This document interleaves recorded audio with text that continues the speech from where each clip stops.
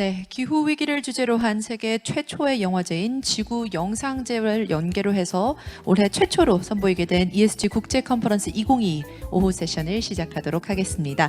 오후에는요, ESG 투자, 생태 농업과 ESG, 그리고 ESG 경영이라는 세부 토픽들로 보다 다양한 관점에서 ESG에 관련해서 알아보던 시간 갖도록 하겠습니다. 네, 그럼 먼저 ESG 투자 세션 함께 하시겠는데요. 글로벌 펀딩과 투자로 이어지는 ESG 투자 전문가 여러분들 모시고 진행을 하겠습니다. 네, 이제는 투자 역시 ESG 기반으로 이루어지고 있습니다.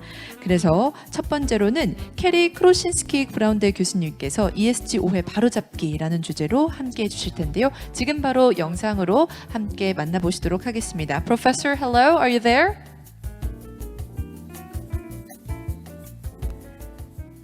네, 캐리 크로신스키 브라운대 교수님께서 함께 하시겠는데요. Hopefully you can hear me okay. 네, 잘 들리시나요? 네, 잘 들립니다. 그리고 슬라이드가 준비되어 있는 것 같습니다. 바로 발표 시작하셔도 좋을 것 같습니다. 함께 현장에 있었으면 더 좋았을 것 같지만요. 온라인으로라도 연결이 되어서 이번 컨퍼런스에 참여하게 되어서 굉장히 기쁩니다. 간단하게 저에 대해서 소개를 하겠습니다. 그리고 사실 링크드인 사이트를 보시면 저에 대한 정보를 많이 찾아보실 수 있는데요. 2016년, 19년에 각각 브라운과 NYU에서 이제 강의를 한 바가 있고요. 현재 지속가능 투자와 관련해서 총 7권의 책을 발표를 했습니다. 2008년 지속가능 투자 장기 성과의 미학이라는 저서를 냈고요. 그 이후에도 지속가능 투자의 진화, 지속가능 투자를 위한 가이드 등의 여러 가지 책들을 발표했습니다. 오늘 제가 여러분께 말씀드리고자 하는 것은 MSG와 관련한 오해에 관한 것입니다. ESG가 굉장히 광범위하게 널리 많은 사람들에게 통용되고 있는 개념이 되고 있는데요. 이와 관련해서 일반적으로 오해가 좀 있는 것 같습니다. 구체적으로는 더 자세히 말씀드리겠지만 우선 간단하게 말씀을 드리자면 첫 번째, ESG는 어떤 단일한 항목이 아닙니다. 여러 가지 이슈가 함께 포괄되어 있는 거죠. 하지만 우리가 가끔은 ESG가 단일 문제인 것처럼 다루는 경향이 있는 것 같습니다. 그리고 두 번째 오해는 데이터가 도움이 될 수는 있습니다. 하지만 항상 그런 것은 아닙니다. 예를 들어서 이 사진의 다양성과 같은 것이 어떤 ESG 측면에서 긍정적으로 보여주는 데이터가 될 수 있습니다만 꼭 그렇지만은 않다고 생각할 수도 있을 것 같습니다. 그리고 세 번째 오해는 ESG가 어느 정도 과장된 측면이 있습니다. 이와 관련해서 좀 더 신중하고 또 솔직한 의식을 가져야 할 것 같고요. 특히 그린워싱을 좀 주의를 해야 될 것 같습니다. 네 번째, 표준이라는 것이 또 도움될 수 있습니다. 특히 국제적으로 통용되고 있는 지속가능성 지표라든지 이런 것들이 있죠. 하지만 이런 지표나 표준이 어느 정도 한계를 가지는 것에 대해서 우리가 또 인지를 해야 할 것 같습니다. EU 분류 체계 라든지 이런 여러 가지 재무 공시 룰 같은 것들이 있죠. 대표적으로 여기 이야기하는 것처럼 TCFD 같은 것도 어느 정도 한계가 있다는 것을 인정을 해야 합니다. 이것이 어떤 긍정적인 측면을 가지고 있는지를 보는 동시에 이것이 문제를 해결하는 궁극적인 솔루션은 아니라는 것을 이해를 해야겠죠. 또 여섯 번째 오해, 물론 투명성이 제고되는 것은 좋습니다. 다양한 공식 규제가 도입이 되고 있는 상황이죠. 미국의 금융위라든지 EU 지속가능 금융 공시 규제 같은 것들이 현재 사용이 되고 있는데요. 이런 것들도 좋은 솔루션이지만 완벽한 것은 아닙니다. 또 넷제로 역시 마찬가지입니다. 넷제로라는 것이 굉장히 유용한 캐치프레이즈이긴 하지만 그게 또 궁극적인 솔루션이나 해답, 목적지는 아니니까요. 그리고 저희가 사실 ESG 투자라는 이야기를 하는데요. ESG 투자는 조금 말하자면 잘못된 용어입니다. 그보다는 지속가능한 투자라고 이야기를 해야 옳은 표현이라고 할 것 같습니다. ESG 투자, ESG 인베스팅 이런 말은 좀 지양을 해야 될 것 같습니다. 그리고 그린워싱은 피해야 하는 것이지만 그린워싱에 대한 비판이 활성화되는 것은 좋은 것이라고 생각합니다. 그리고 또 투자자로서 긍정적인 변화를 만들고 싶다면 지속 가능한 투자를 하고 보다 효과적으로 이것을 적용할 수 있는 다양한 솔루션과 방법들이 있습니다. 이것을 현명하게 받아들이고 또 제대로 작동하고 있는 케이스 스터디들을 바탕으로 좀 긍정적인 변화를 만들어가야 할 필요가 있을 것 같습니다. 제가 아까 말씀드린 것처럼 ESG는 단일 문제가 아니라 여러 가지 복합적인 이슈를 포괄하는 개념입니다. 여기 보시다시피 스크린에 보면 굉장히 여러 가지 내용들이 있죠. 예를 들어서 인도나 중국 같은 경우에는 일반적으로 대기 오염 상태가 심각하다는 것 대부분 많이들 알고 있을 것 같습니다. 그리고 생물 다양성 역시 굉장히 중요한 문제이고요. 탄소 발자국도 굉장히 복잡한 문제죠. 탄소 발자국은 사실 서플라이 체인을 타고 전 세계적으로 퍼져나가는 것이기 때문에 굉장히 복잡한 개념이라고 생각하시면 될 것 같고요. 한국에서도 이것은 잘 알 것 같다고 아시고 계실 것 같습니다. 아무튼 이렇게 각각의 하나하나 항목들이 모두 자체적인 이슈이고 이것을 통합해 놓은 것이 ESG입니다. 이 각각의 항목들을 해결하기 위해서 많은 노력이 필요한데 이것을 ESG라는 단 하나의 용어로 표현하기는 벅차다고 생각을 합니다. 그리고 그렇기 때문에 ESG라기보다는 ESG factors, ESG 요소들이라고 해서 굉장히 다양한 내용이 포함되어 있다고 생각을 해주시면 좋을 것 같고요. 특히 F와 Q라는 개념을 더해서 팩트와 퀄리티의 개념까지 더한다면 좀 도움이 될 수 있을 것 같습니다. 다시 한번 말씀드리지만 ESG는 다양한 항목들이 포함된 포괄적인 개념입니다. 단 하나의 솔루션이 이것을 해결할 수 있는 것이 아니고 각각의 항목들을 복잡한 과정을 거쳐야만 해결할 수 있는 것입니다. 그리고 여러분에게 오늘 말씀드리고 싶은 것은 지속 가능한 투자에는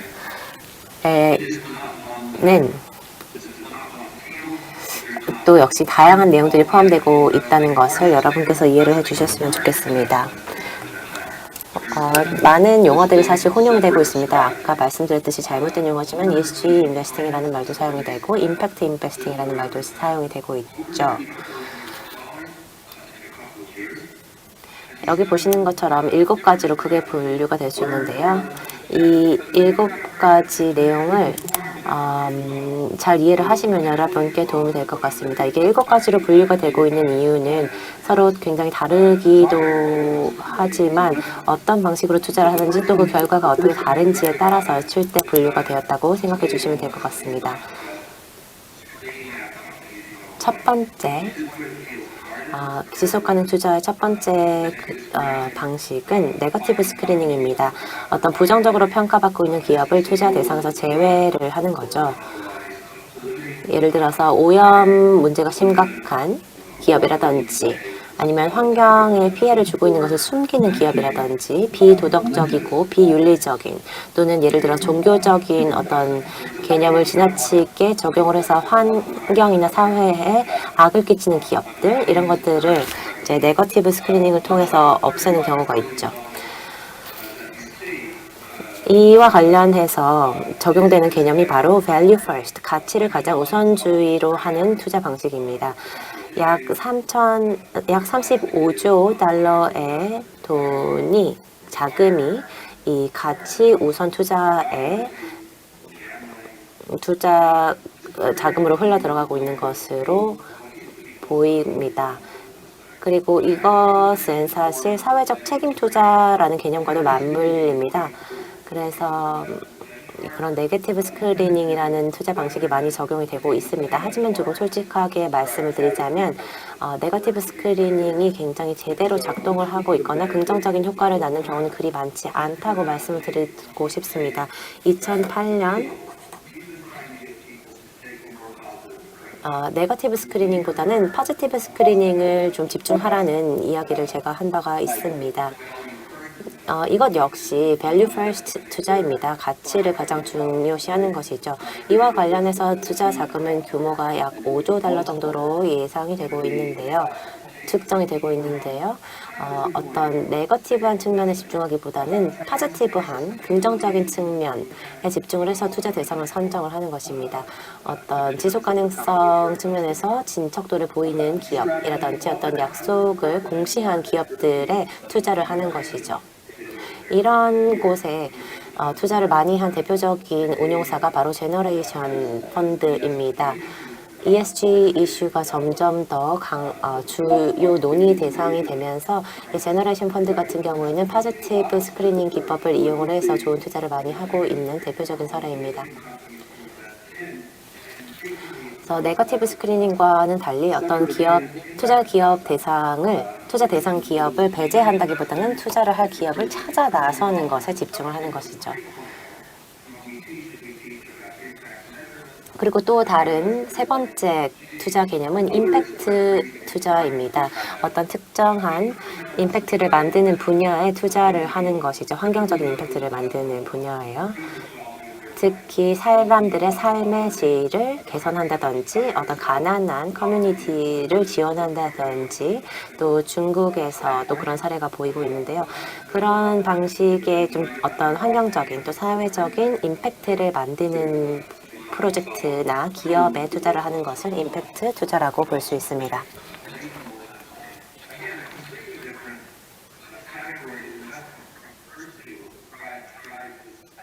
이것 역시 앞서 말씀드린 것과는 좀 다른 개념으로 이런 지속 가능한 투자에 접근을 하는 방식이라고 생각하시면 될 것 같습니다.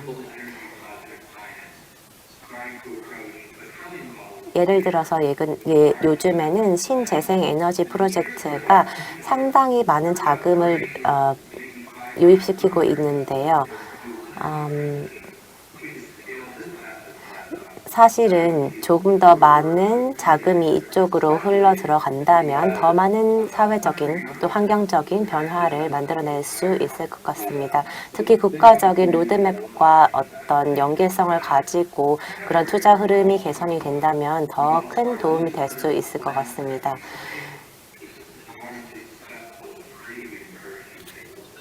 그리고 클라이밋 테크시라든지 이런 새로운 개념들이 계속해서 적용이 되고 있고요. 이런 친재생 에너지 부문을 더욱더 확대하기 위한 움직임이 일어나고 있습니다. 그래서 이것은 사실 상당히 포괄적인 개념이자 영역이기 때문에 어떤 단일한 항목이나 투자 대상으로 보고 평가를 하고 판단을 하기보다는 그 각각의 분야에 있어서 조금 더 분석을 하고 구체적인 투자를 하는 것이 좋을 것 같습니다. 그리고 또 ESG와 연관을 해서 문제가 되고 있는 것이 바로 그린워싱 문제입니다. Value in tradable assets.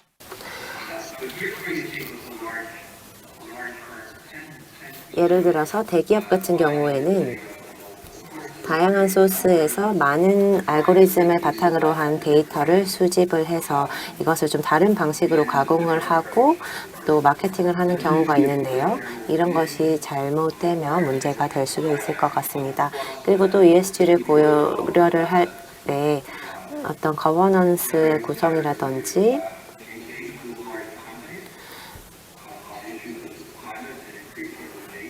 어떤 기후나 자연과 관련한 기업의 활동이라든지 이런 부분을 좀 더 적극적으로 체크를 하고 특히 주주의 권리를 얼마나 보호하는지 직원들의 참여도는 어느 정도인지도 함께 고려를 하면 ESG를 평가하는 데 좀 더 도움이 될 것 같습니다. 그리고 또 우리가 마지막으로 고려할 수 있는 것이 바로 최저 스탠다드입니다. 최소한의 표준, 기준을 맞추는 프로젝트인가? 이런 것들을 고려를 했을 때 이것이 적정한 투자 대상인지 아닌지를 판단할 수 있을 것입니다. 그래서 이런 미니멈 스탠다드를 적용하는 것이 특히 아시아에서는 굉장히 유용한 카테고리로 사용될 것 같습니다. 이게 한 15분 정도로 이제 저에게 시간이 주어졌기 때문에 제가 모든 시간을 다 활용하기는 좀 아쉬울 것 같아서 여기서 멈추도록 하겠습니다.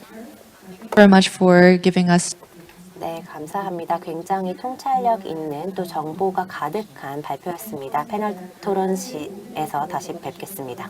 내서 지속 가능 투자라든지 다양한 이야기 해 주셨습니다. 두 번째 발표 이제 진행할 텐데요. 전 아시아 시티뱅크 대표이신 토마스 플로우 글로벌 금융 컨설턴트님께서 준비를 하고 계십니다. 플로우 컨설턴트님은 홍콩, 서울을 비롯해서 주요 아시아 글로벌 도시에서 투자 컨설팅을 하신 이력을 가지고 계신데요. 오늘 이곳에서는 ESG 투자, 재정적 관점이라는 주제로 발표를 해 주시겠습니다. 지금 온라인에서 대기하고 계신데요. 함께 만나보시겠습니다. So, Managing Director Thomas Flo. 네, 토마스 플로우 님 계시죠? 네, 들리십니까? 네, 발표 준비가 된 것 같습니다. 시작해 주시죠. 네, 고맙습니다. 네, 여기서 제가 이렇게 시작을 좀 잠시만요.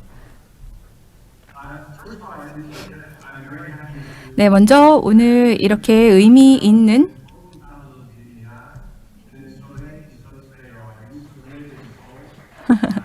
네, 전 서울에서 살았었습니다. 2000년부터 2005년까지 한국에 거주했고요. 굉장히 좋은 친구 여러분을 많이 사귀었습니다. 오늘 제가 드릴 말씀은요. 방금 캐리 연사님께서 말씀해 주신 부분과 연관성이 있는데요. 저는 지난 한 3, 40년 동안 비즈니스맨으로서, 뱅커로서, 그리고 투자가로서 현장에서 얻은 저의 어떤 인사이트들을 좀 공유해 드리고자 합니다. 일단 제 소개를 잠깐 드리자면요. 저는 제 경험을 바탕을 해서 이제 ESG를 보고 있다는 것 미리 말씀을 드립니다. 그래서 저는 역사가이자 또 경제학자였고, 그래서 역사에 어떤 기반한 그런 지식도 가지고 있고요. 또 은행 분야에서도 일을 했습니다. 그래서 저의 관점은 비즈니스와 금융 그리고 역사 다양한 어떤 관점을 아우르고 있다는 것 말씀드립니다. 자, ESG는 사실 그렇게 도움이 되는 컨셉은 아닙니다. 특히 ESG 투자라는 거는 캐리 연사님께서 말씀하셨다시피 그렇게 유용한 개념이 아닙니다. 특히 여기서 중요한 것은 제가 볼 때 투자가로서 중요한 것은 자산은 비즈니스를 생성할 수 있는 그런 데다가 투자를 해야 됩니다.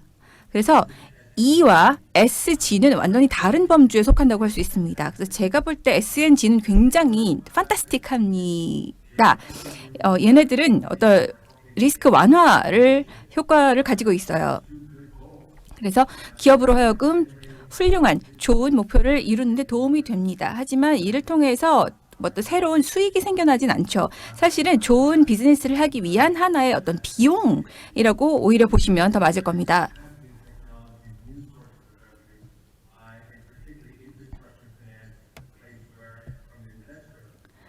그래서 투자자 입장에서 관점에서 볼 때는 새로운 어떤 비즈니스 기회를 창출하는 것이 중요하죠. 그리고 또 종교적인 또 도덕적인 관점에서 캐리님께서 말씀을 해주셨다시피 제 경험으로도 저도 사우디아라비아에서 8년 동안 일을 했는데 거기서는 이슬람 금융에 대한 어떤 이해 없이는 절대 비즈니스를 거기서 할 수가 없습니다. 그래서 제 경험에 의하면 ESG와 이슬람 금융이 굉장히 유사점이 많아요. 캐리님께서 말씀해 주셨다시피 ESG 어떤 금융의 어떤 1.5 단계라고 할까요? 이거는 건전하지 못한 것들을 스크리닝 아웃해내는, 걸러내는 그런 것에 가깝다고 할 수 있습니다. 14세기에 그때 진행된 어떤 그런 투자 같은 경우에는 이슬람에서는 죄를 회피하는 그런 부분으로만 투자를 했기 때문에 어떤 그 수익을 창출할 수 있는 분야가 굉장히 제한적이었습니다. 캐리님께서 말씀하신 것처럼 자산 스크리닝과 또 네거티브 스크리닝 접근법을 선택할 경우 진짜 그 투자의 어떤 그 분야나 스펙트럼이 좁아질 수밖에 없겠죠. 그래서 ESG 어떤 중심적인 투자가들에게는 그런 기회나 범위가 좁을 수밖에 없을 것입니다. 그래서 투자가 관점에서 볼 때는 카지노, 홍콩, 마카오나 뭐 싱가포르 이런데 카지노에다가 투자를 하지는 않을 것입니다. 싱가포르나 홍콩, 마카오 같은 경우는 게이밍 기관이 굉장히 수익이 창출이 큰데 종교적 관점에서 봤을 때는 여기에다가 투자를 하지 않겠죠. 그래서 어떤 자산 필터, 어떤 스크리닝 아웃 해내는 그런 접근법으로서는 수익의 어떤 스펙트럼이 좁다.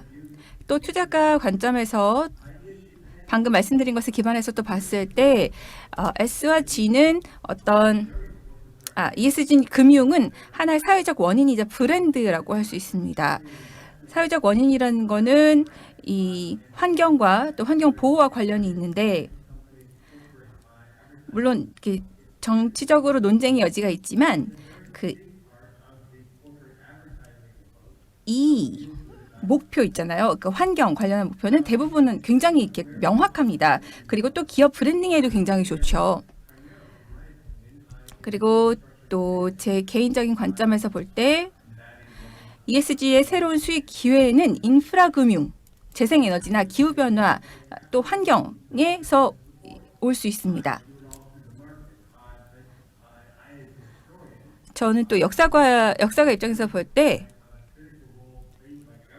정부가 굉장히 필수적인 역할을 한다고 생각합니다. 북미가 이제 유럽 인구로서 이렇게 꽉 차서 점점 개발되기 시작할 때 발전하기 시작할 때 정부의 역할이 상당히 중요했습니다. 독일도 마찬가지고 일본도 마찬가지고 모든 국가의 발전에는 어떤 자본주의에 기반한 정부의 어떤 그런 동력이 굉장히 중요합니다. 미국 정부도 마찬가지로 이렇게 범대륙적인 어떤 그런 전략을 세웠습니다. 하버드 비즈니스 스쿨에서 한 교수님께서 이러한 부분에 대해서 연구를 하셨는데요. 비즈니스는 정부와 파트너십을 돈독하게 맺고 있어야 되는 것이죠. 자, 그러면 이 정부, 궁궐에서 어떻게 이 투자에 대한 지급을 할 수 있을까요? 세금이죠. 예를 들어서 소방서나 뭐 공립학교나 경찰서나 다 어떤 그 자본이 필요합니다. 그렇죠? 그래서 정부의 어떤 보조가 지원이 있을 수밖에 없고요. 이러한 자본은 세금을 통해서 모을 수밖에 없습니다. 비즈니스맨으로서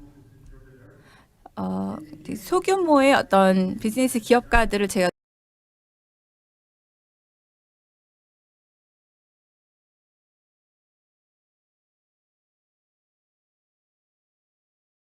알고 있는데 이분도 저와 같은 관점을 가지고 계시더라고요. ESG란 결국 옳은 일을 하는 것일 뿐이다. 그리고 제 개인적인 관점 이후로 그린워싱 관련해서 캐리 연사님도 말씀해 주셨지 않습니까?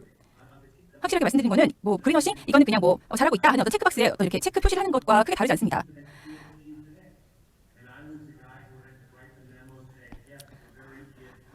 그래서 뭐 우리는 이것도 했고 우리 회사는 이것도 했고 이것도 했기 때문에 이렇게 우리는 우리 회사를 라벨링 할 수 있다. 그러니까 우리가 ESG 관련해서 굉장히 좋은 회사다. 이렇게 말할 수 있는 것이죠.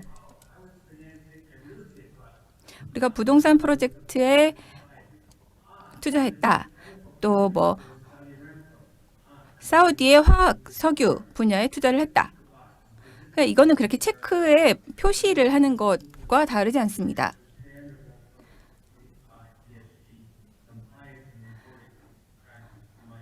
그래서 그냥 이거는 그 ESG 어떤 규정 준수의 일부라고 그냥 저는 생각을 합니다. 그리고 ESG가 아까 뭐 그렇게까지 큰 도움은 안 될 수도 있다라고 말씀을 드렸지만 은행가 관점에서 또 장점도 있을 수 있습니다.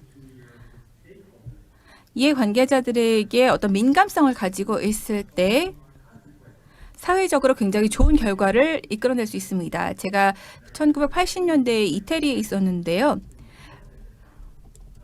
그때 이 시 정부 관계자랑 만났는데 이분이 요하네스버그를 다녀오더니 우리 시티그룹이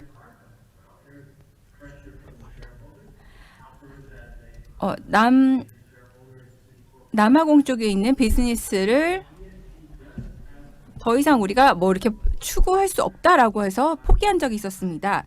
이게 그 남아공에 있는 어떤 정부의 어떤 지침과 시티그룹이 추구하고자 하는 그런 방향성과 맞지 않았기 때문입니다.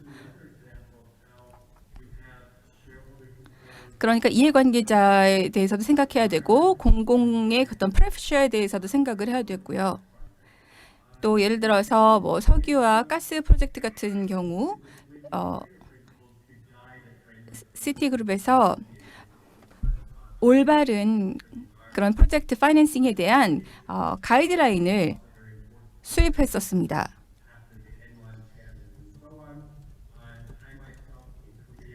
제가 또 한국에서도 하이넥스 리파이낸싱 분야에서 제가 일을 했는데요. 2000년대 초기에 이것도 역시 은행으로서는 정부가 어디에다가 어느 경제 분야, 어느 사회 분야에 투자를 하는지 지원을 하는지를 예의주시하는 것이 중요하다. 이 같은 경우 한국 같은 경우는 반도체였죠. 지금 오늘날에 이제 미국에서도 또 똑같이 정부에서 반도체에 투자를 하고자 하고 있죠.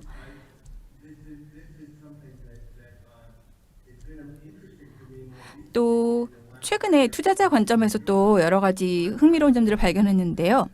제가 다른 투자자 친구들과 이야기를 했는데 두 가지 메시지를 받았습니다. 첫 번째는 굉장히 회의적으로 ESG를 바라보는 겁니다. 그리고 두 번째는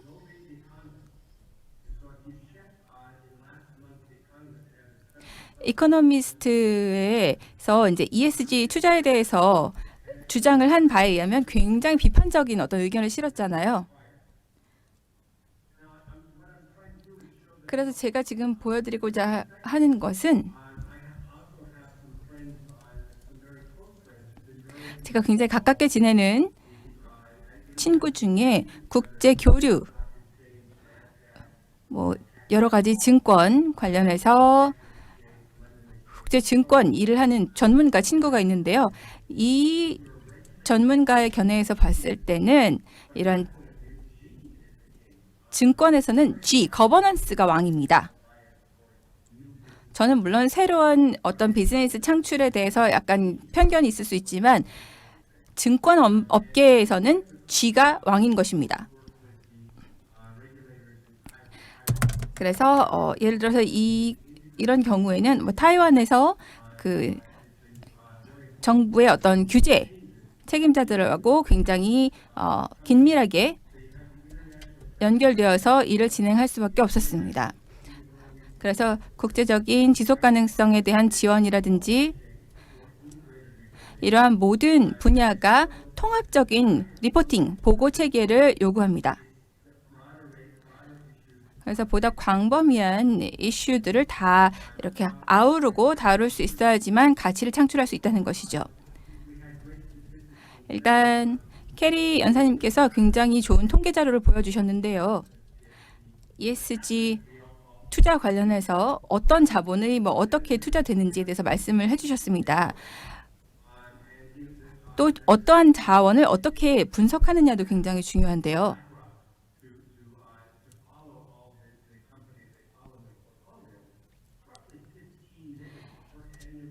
약 연례 보고서를 한 회사의 1년간 보고서를 검토하는데 15분밖에 걸리지가 않는 거예요.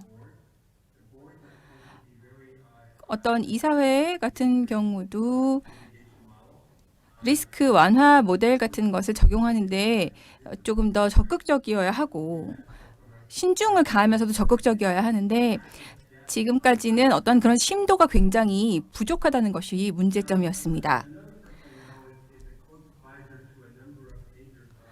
또 다른 제 지인은 굉장히 대규모의 글로벌 회사들의 자문으로 활동을 하고 있는 분인데 이분의 주장 역시 그 임팩트와 이 임팩트 ESG 투자와 그 다음에 기분이 좋은 뭔가 좋은 것 같은 그러한 ESG 분야의 차이를 말해주고 있습니다. 제조 분야에 투자하는 것과 서비스 분야에 투자하는 것을 우리가 고려를 해봐야 됩니다. 여기에는 차이가 있습니다.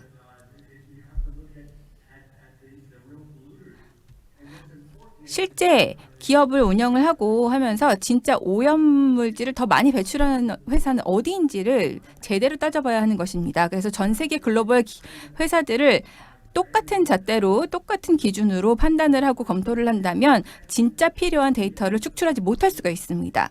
예를 들어서 채광 회사를 한번 볼게요. 예를 들어서 ESG 지표에서는 뭐 73이다. 근데 채광 업계에서 봤을 때는 거기서만 좁혀서 봤을 때는 진짜 거기서 어느 회사가 제일 배출을 많이 하는지 조금 더 차별화된 조금 더 자세한 데이터를 뽑아낼 수 있을 것입니다. 그래서 ESG를 분야별로 나누어서 분류해서 분석을 해야 된다는 것이죠. 그리고 제가 또 우려하는 바는 이러한 주요 기업들이지 않습니까? 이들은 기존에 어떤 자산이 있어요. 이 탈탄소화가 필요한 자본들이 있는 것입니다. 그렇죠? 그래서 기존에 있던 어떤 장비들을 이거를 다시 활용을 해서 뭔가를 하고자 하는 그런 기술을 활용한다면 큰 발전이 없을 것입니다. 그래서 완전히 친환경적인 어떤 새로운 기술을 개발하는 것이 중요하겠죠. 이거는 설문조사 결과인데요. 어떠한 측정 방법이 있는가? 측정 방식이 그렇게 정확하지 않다는 것입니다. 보시다시피 그냥 기분 좋게 만들어주는 굉장히 주관적인 이런 측정 기준이에요. 그러다 보니까 임팩트가 사실 굉장히 밑에 부분을 차지하게 되는 것이죠. 별로 그렇게 중요하지 않은 걸로 사료되는 것입니다.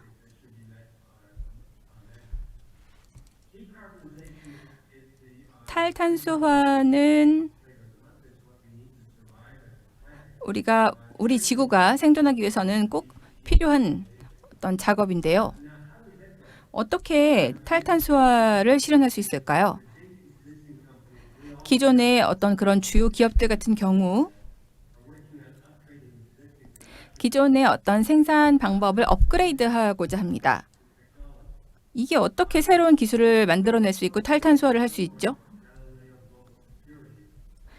갈릴레오 증권 같은 경우는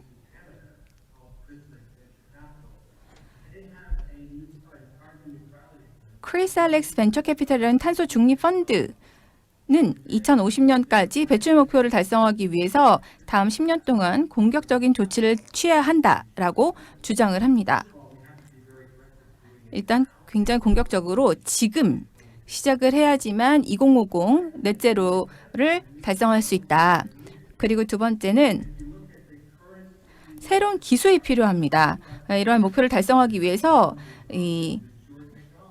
주로 초기 단계인 조기 채택, 미래 자금 수요의 40% 그리고 상용화되지 않은 기술 단계 35%. 근데 대부분의 어떤 VC 자금은 후기 단계를 위한 것으로 배분되어 있습니다. 왜일까요?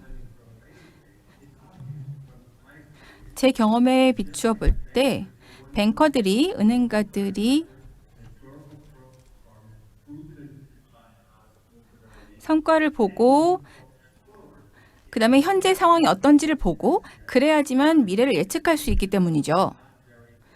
그래서 벤처 캐피털은 사실 그만큼의 어떤 자료가 충분히 갖추어지지 않았기 때문에 어렵다고 할 수 있습니다. 자, 사례 연구를 하나 보여드리겠습니다. 항공산업 같은 경우 이거는 이제 이들의 경영 기업에 굉장히 제가 좋은 인상을 받았는데요. 미국 정부 승인을 지금 거의 내년에 받을 예정이고요. 콜로라도에 소재한 기업인데 굉장히 점진적으로 이들의 어떤 전기 베이클 기술을 지금 이제 뭐 자동차나 이런 데는 지금 적용이 되어 있지만 항공에는 아직 덜 적용되지 않지 않았습니까? 이 부분에 지금 이 회사는 주력을 해서 항공 산업에 적용하려고 하고 있습니다. 두 번째 사례 연구는 글라스 포인트라고 해서 이 태양열을 활용한 해서 이제 사막에서 발전을 하는 프로젝트인데요. 사막엔 아시다시피 굉장히 태양열이 세지 않습니까? 거기다가 모래도 굉장히 많아요. 근데 모래는 태양 어떤 판넬의 어떤 그 부식을 굉장히 빠르게 촉진시킵니다. 그래서 오만에서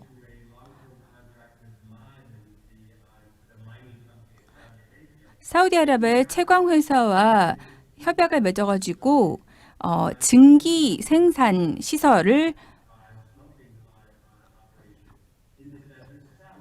세웠습니다. 근데 이게 정말 좋은 게 뭐냐면 그 탄소 배출이 제로예요. 또 다른 새로운 기술을 하나 보여드리자면 어떤 그린스틸이라고 해서 철강 회사인데 굉장히 혁신적이고 좋은 비전을 가지고 있는 회사입니다.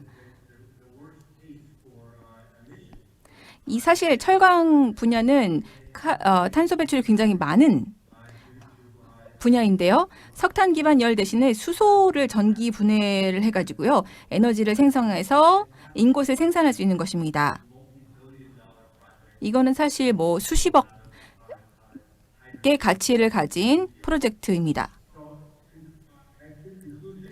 그래서 결론을 말씀드리자면 제가 ESG 상장 회사와 그다음에 스타트업 두 가지 관점으로 제가 이제 ESG 투자를 말씀을 드렸는데요.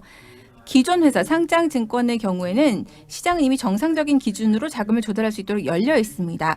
이런 경우는 ESG는 이 투자자가 ESG 성과를 평가하기 위해서 평가기관과 금융기관에 대해서 표준화된 보고 지표와 투명한 점수, 레이팅 방법이 필요한 문제일 것입니다. 그다음에 비상장 그룹 같은 기업 같은 경우는 이제 하이 리스크가 있지 않습니까? 이들은 이제 기술적인 혁신이 필요합니다. 근데 도움이 필요하겠죠. 그렇기 때문에 어떤 탄소 크레딧이라든지 탄소 교환, 배출권 이런 것이 탈탄소화 과정을 돕는 신기술에 굉장히 중요한 힘을 실어줄 것이라고 믿습니다. 저는 이 탄소 배출권은 정부 지원과 시장 역할을 결합해서 인프라 금융에 대한 더 높은 위험 투자에 자금을 조달할 시장 주도 세금을 생성하는 가장 효과적인 방법이라고 할 수 있습니다. 여러분 경청해 주셔서 감사하고요. 한국에서는 ESG 어느 곳에 초점을 맞추고 있는 건지 알고 싶습니다. 감사합니다. Yes, thank you very much. And 네, 좋은 발표 그리고 재미있는 내용 감사합니다. 이와 관련해서 추가적으로 패널 토론을 진행할 것이니까요. 참고해 주시기 바랍니다. 다음 발표는요. 국제기구를 통해서 알아보는 ESG 투자 전략입니다. 기후변화 및 지속가능 전환을 위한 유럽위원회 바텍 시저르스키 선임정책관님께서 준비를 하고 계신데요. 영상으로 바로 만나보시겠습니다.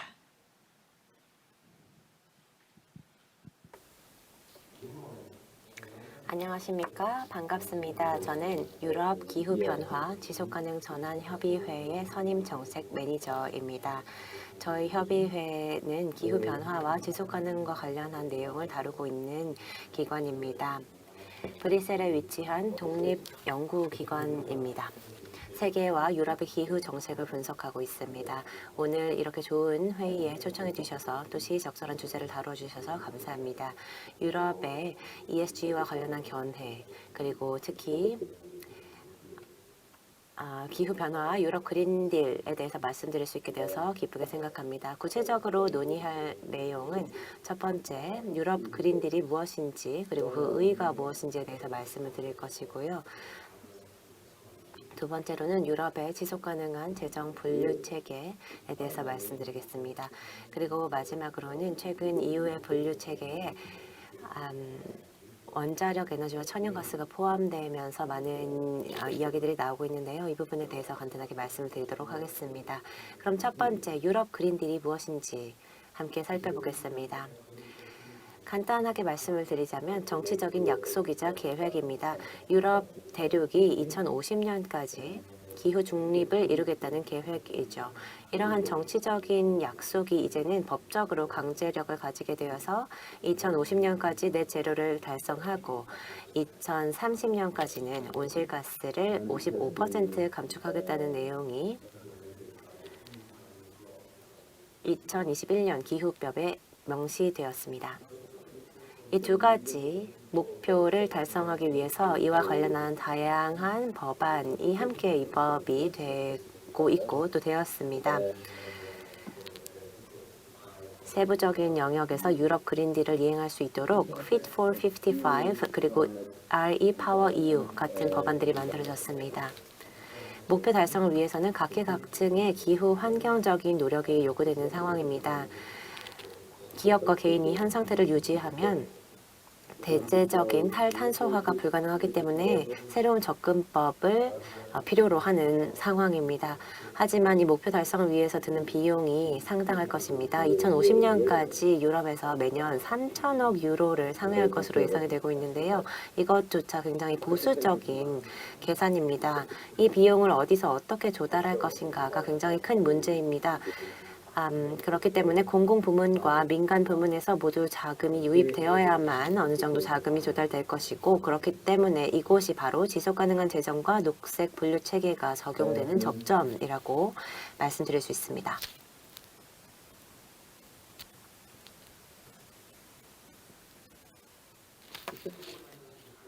지속가능한 재정이란 환경, 사회, 거버넌스 즉 ESG를 금융부문의 의사결정에 반영하도록 하는 개념을 뜻합니다. EU 분류체계가 EU의 지속가능 재정 전략의 근간이며 또 유럽 그린딜의 중요한 부분이기도 합니다. EU 분류체계는 2020년 최초 설립이 되었습니다. 이 시스템은 투자자들에게 투자 결정에 필요한 가이드라인을 제공해서 경제의 지속 가능성을 개선하는 것을 목표로 하고 있습니다. 크게 6개 목표가 있습니다. 기후, 생물 다양성, 순환 경제, 물 보호, 오염 예방 및 관리가 그것입니다. 분류 체계 도입의 공식적인 목표는 민간 자본이 지속 가능한 경제로의 전환에 직접 유입되도록 하는 것이고 동시에 친환경성을 거짓 광고하는 그린워싱을 막는 것입니다. 하지만 EU 분류 체계는 분류만 하는 것으로 끝나는 것이 아닙니다. 보고의 의무를 함께 지우고 있습니다. 특히 비금융권 기업들 역시 기업의 경제 활동 중에 EU 분류 체계를 기준을 충족하는 활동의 비중을 공시할 의무를 두고 있습니다. 그리고 당연히 금융권 기업, 자산운용사나 여신기관 같은 기업들은 기업의 투자와 신용대출 중에 분류체계의 기준에 부합하는 경제활동에 투입된 자산과 여신상품의 비중을 공시할 의무가 있습니다. 유럽연합의 조직과 회원국들은 금융상품을 설계할 때에도 EU 분류체계를 반영해야 합니다. 예를 들어서 EU 그린본드 스탠다드가 그 좋은 예시가 될 것 같습니다.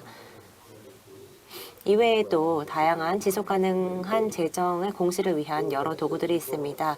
우선 근시일 내에 기업 지속가능성 보고 지침이 공표될 예정입니다. 모든 대기업들이 전반적인 지속가능성 임팩트를 보고하도록 하기 위함입니다. 뿐만 아니라 지속가능 재정 공시 규제를 두고 있고 특히 금융시장 내의 기관에 적용되는 규제라고 이해해 주시면 됩니다. 뿐만 아니라 기업 지속가능성 실사 지침은 현재 논의되고 있는 법안인데요. 기업들이 인권이나 환경 영향을 공급망과 연계해서 편개하도록 하는 것입니다. 특히 국내외의 공급망과 연계해서 이러한 것들이 어떤 영향을 가지고 있는지를 평가하도록 하는 것이죠. 이러한 공시 도구는 직간접적으로 EU 분류 체계와 연계되어 있습니다. 그럼 이런 분류 체계에 따라서 그린하다, 친환경적이다라는 평가를 받으려면 어떻게 해야 할까요? 기본적으로 세 가지 조건을 충족해야 합니다. 첫 번째, 스크리닝 조건을 충족해야 합니다. 특정 환경 목표에 대한 조건을 충족해야 한다는 이야기입니다. 두 번째로는 최소 사회적 표준을 준수해야 합니다. 이 내용은 UN 협약과 OECD 가이드에 명시가 되어 있습니다. 그리고 세 번째, 기업의 영업 활동이 다른 환경 목표를 저해하지 않아야 합니다. 특정 활동에 대해서는 그 기준이 비교적 느슨할 수도 있습니다. 예를 들어서 전환기에 있는 경제 활동, 즉 저탄소 대체 수단이 없는 활동이 그렇습니다. 또 특정 경제 활동이 다른 활동의 친환경성을 높이는 경우에도 좀 느슨한 기준이 적용될 수 있습니다. 그럼 이러한 분류체계 기준은 어떻게 만들어졌을까요? NGO나 민간기업 출신의 전문가 50명이 함께 설계를 했습니다.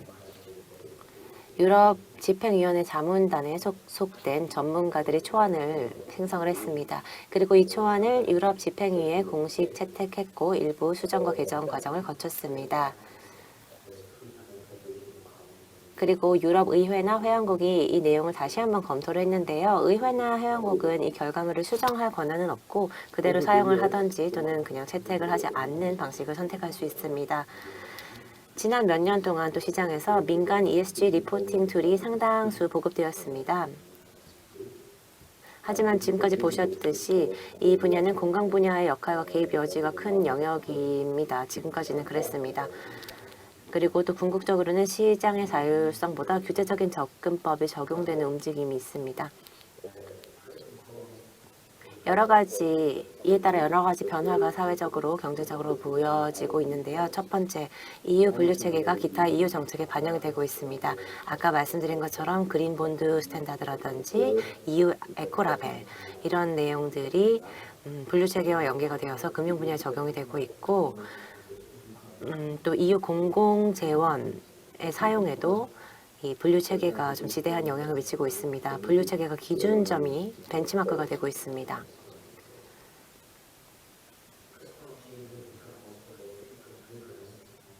또한 이 EU 분류체계는 EU 전략의 지속 가능성과 관련해서 주요 레퍼런스가 되고 있습니다. 화학, 섬유, 철강 산업 등의 지속 가능성을 논의할 때 그리고 심지어는 법적 행위를 할 때에도 참고자료나 기준점이 되고 있습니다. 가령 신재생 수소를 정의할 때 분류체계 내용을 참고하는 식입니다. 이미 많은 기업들이 경제 주체들이 자발적으로 ESG 리포팅을 하고 있기도 합니다. 특히 분류체계와 연관된 자산에 대해서 금융시장의 관심이 뜨거워지고 있습니다. 물론 긍정적인 시각만 있는 것은 아닙니다. 분류체계에 의구심을 가지는 분들도 있습니다. 우선 분류체계에 기반한 리포팅이 굉장히 어렵다는 호소가 있습니다. 이 분류체계 자체가 완전히 새로운, 또 과거에는 리포팅하지 않은 데이터를 사용을 하고 있기 때문에 즉각적으로 적용을 하기가 쉽지가 않다. 또 새로운 개념과 정의가 너무 많다는 이야기가 나오고 있습니다. 또 두 번째로는 분류체계를 볼 때 이분법적 사고를 할 위험이 지적되기도 합니다. 지속 가능하지 않다라는 것이 유해하다의 동의어로 인식될 수 있는 위험이 있다는 건데요. 이런 이분법적 사고가 기업의 자본 조달 비용을 높이는 결과를 가져올까 봐 두려움이 있는 것도 사실입니다.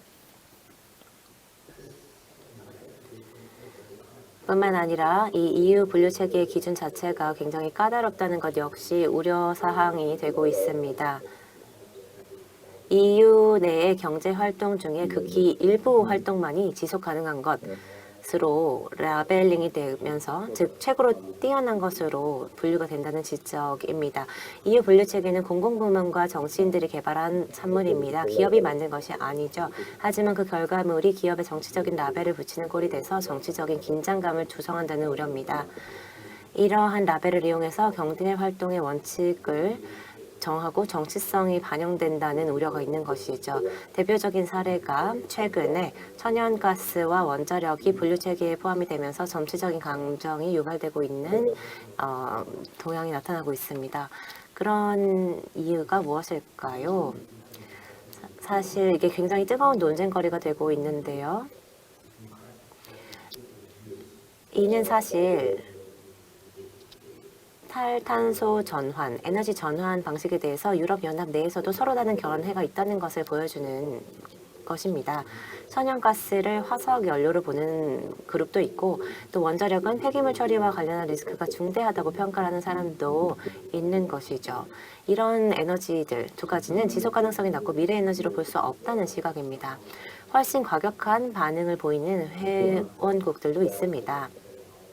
어떤 곳에서는 가스 이용은 즉각 중단해야 한다고 주장을 하기도 하고요. 특히 최근 러시아 우크라이나 전쟁으로 인해서 러시아의 천연가스에 대한 의존도 문제가 불거지면서 가스 사용 중단을 더 강력하게 주장하는 이해관계자들이 있습니다. 또 어떤 이해관계자들은 가스와 원자력을 녹색으로 분류를 하면 금융투자자들이 재생에너지나 청정에너지에 대한 투자를 늘리려고 애쓰지 않을 것이라는 우려를 표하기도 했습니다. 하지만 다른 의견을 가진 국가들도 있습니다. 천연가스와 원자력은 과도기 단계에서 석탄 대체 물질로서 중요한 역할을 한다. 이것을 분류체계에 포함시키지 않으면 이 부문으로 자금이 흘러들어가지 않을 것이다 라고 주장을 하는 사람들도 있습니다. 논쟁의 여지는 있지만 신재생 에너지 투자는 이런 분류체계의 변경으로 인해서 저해되지 않을 것이라고 저는 생각을 하고요. 가스, 원자력이 포함이 됐기 때문에 전환기 에너지로서의 역할이 인정되고 또 자금 유입이 보장될 것 같습니다. 그럼 가스와 원자력이 구체적으로 어떻게 평가되고 있는지 말씀드리겠습니다. 우선 유럽연합은 이 가스와 원자력의 전환적인 활동을 인정을 하고 있습니다. 즉, 현 상황에서는 경제성을 확보하면서 탄소 저감을 이룰 수 있는 대체제가 없기 때문에 유럽연합의 안정적인 전력 공급과 난방이 필수적이라고 판단을 한 거죠. 신재생에너지 부문이 아직 가스와 원자력을 완전히 또는 상당수 대체할 만큼 충분히 발전하지 못했다는 입장입니다. 또 두 번째로는 하지만 물론 투자자들이 반드시 지켜야 할 최소 조건이 있습니다. 가스 같은 경우에는 배출 상한선을 정하고 있고요. 또 2035년까지 가스 설비를 수소를 포함한 저탄소 가스 설비로 100% 전환해야 할 의무가 있습니다. 또 원자력이 지속 가능하다는 레이블을 받기 위해서는 배출량은 문제가 아니고요. 오히려 폐기물 관리와 관련한 조건을 지켜야 합니다. 지속 가능한 원자력으로 인정을 받으려면 현행 EU 규제보다 더 까다로운 조건을 충족해야만 합니다. 또 가스와 원자력의 이런 전환기적인 특성 때문에 추가적인 필수 조항, 특히 일종의 데드라인이 있습니다. 신축이나 증축을 할 때 필요한 건설 허가는 데드라인이 지난 후에는 받을 수가 없습니다. 받게 될 경우 그 프로젝트는 그린 프로젝트로 인정이 되지 않는 시기죠. 그리고 세 번째는 가스와 원자력 프로젝트는 추가적인 공시 의무가 있습니다. 이를 통해서 EU 분류체계의 보고서를 보는 사람들이 가스와 원자력 프로젝트를 기업의 일반적인 영업 활동이나 포트폴리오와 별개로 인식할 수 있도록 하는 것입니다. 결론적으로 지금까지 제가 말씀드린 내용을 다시 한번 다음과 같이 정리해 보겠습니다. 분류체계는 공통의 언어를 사용해서 지속 가능성을 정의하기 위한 긍정적인 움직임입니다. 하지만 보고의 의무를 지우고 또 다른 EU 정책과 분류체계를 연계하는 것이 지금 단계에서는 조금 이른 감이 있는 것이 사실입니다. 또 분류체계가 정치적인 레이블링으로 작용을 하면서 실질적으로 여러 가지 문제를 야기하고 있으며 이것은 EU 분류체계의 유용성과 실용성에 앞으로 영향을 미칠 수도 있습니다. 잘못된 리포팅이 생성이 되거나 경제활동에 대한 분류체계의 적용 범위가 줄어들 수도 있습니다. 하지만 분류체계는 살아있는 생명체입니다. 시간이 지나면서 필요한 경우 기준이 조정될 수도 있고 새로운 기술이나 정책이 반영되면서 계속해서 발전해 나갈 것입니다. 적용 범위가 확대될 수도 있고 그린 카테고리뿐만 아니라 유해함, 보통, 사회적, 중립과 같은 추가적인 카테고리가 생겨날 수도 있습니다.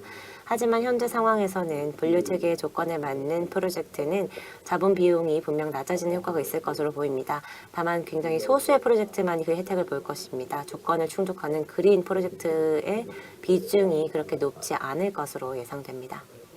하지만 몇 년이 지나면 아마 EU 분류체계 이외에도 다양한 ESG 공시 도구가 자리를 잡을 것이고 투자자들에게 지침서가 되어줄 것이라고 생각합니다.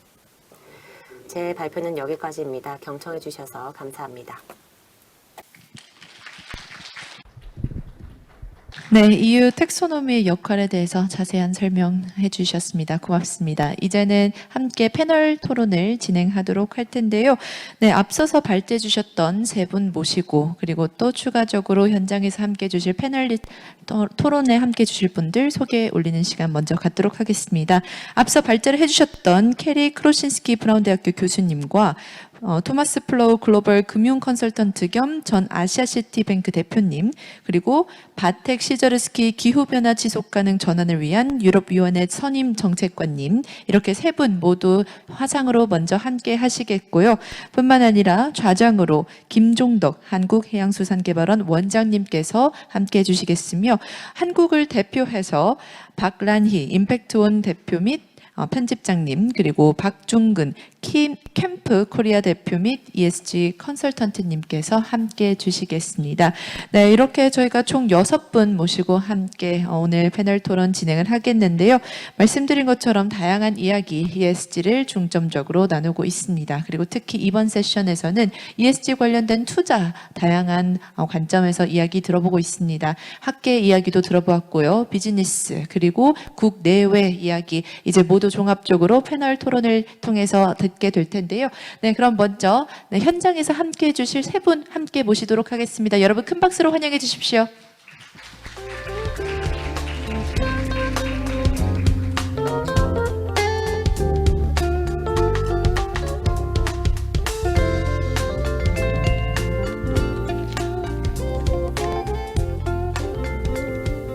네, 온라인으로도 현재 세 분 다 함께하고 계시는데요. So the three online speakers, if you can hear us. 네, 잘 들리시면 손가락 엄지척 해주시면 되겠습니다. 감사합니다. 과장님께 마이크를 넘기도록 하겠습니다. 부탁드립니다. 네, 안녕하세요. 지금 소개받은 한국해양수산개발원의 김종덕입니다. 저희 연구원은 국무총리실 산하에 있는 국책연구기관이고요. 26개가 있는데 그중에 하나입니다. 지금 부산에 저희 연구소가 위치하고 있습니다. 오늘 이 의미 있는 ESG 관련되는 국제 컨퍼런스에 제가 이렇게 좌장을 맡게 돼서 개인적으로 영광이고 지금 현재까지도 많이 배우고 있습니다. 오늘 남은 시간 아주 유익한 토론으로 여기 계시는 청중님들과 또 온라인으로 지금 접속하고 계신 많은 분들께 도움이 될 수 있기를 바랍니다. 먼저 캐리 크로신스키 교수님, 토마스 플로우 박사님, 바텍 시저르스키 수석 매니저님 세 분의 아주 인상 깊은 발표에 대단히 감사드립니다. 지금 아마 시차가 꽤 있으실 텐데 그 시간에도 불구하고 이렇게 참석해 주시고 계십니다. 여러분 박수 한번 부탁드리겠습니다. 예, 세 분께서 ESG와 투자와의 관계에 대해서 굉장히 다양한 시각에서 여러 가지 말씀을 해 주신 것 같습니다. 저희가 투자와 ESG와의 관계를 이해하는데 크게 도움이 되고 있지 않나 하는 생각이 듭니다. 오늘 현장에서 두 분의 한국인 패널을 모셨습니다. 이 분야에서 굉장히 저명하신 활동을 하고 계신 두 분입니다. 박란희 임팩트원 편집장님 그리고 박중근 캠프 코리아 대표님 두 분 모셨습니다. 우선 두 분의 패널로부터 오늘 발표 내용 그리고 평소에 ESG 투자에 관한 견해에 대해서 먼저 좀 듣고 우리 발표하신 분들께 시간이 되면 몇 가지 질문을 좀 드리도록 하겠습니다. 먼저 우리 박 편집장님께 그 ESG의 의미라 그럴까요? ESG가 가지고 있는 그런 의미와 또 앞으로의 전개에 대해서 어떤 견해를 가지고 계신지 좀 말씀을 좀 여쭙겠습니다. 네, 안녕하세요. 저는 2020년에 ESG 전문 미디어 임팩트온을 창업해서 지금까지 ESG에 관련된 컨텐츠를 여러 관계자들께 딜리버하고 있는 이제 미디어에 속한 사람입니다. 제가 이제 세 분 말씀 듣고 또 어떤 말씀을 전해드릴까 이렇게 생각을 해보면서 정리를 했는데, 저는 아까 그 ESG 투자라고 하지 말라고 말씀하셔가지고 Sustainable Investing이라고 얘기를 할게요. 지속 가능한 투자.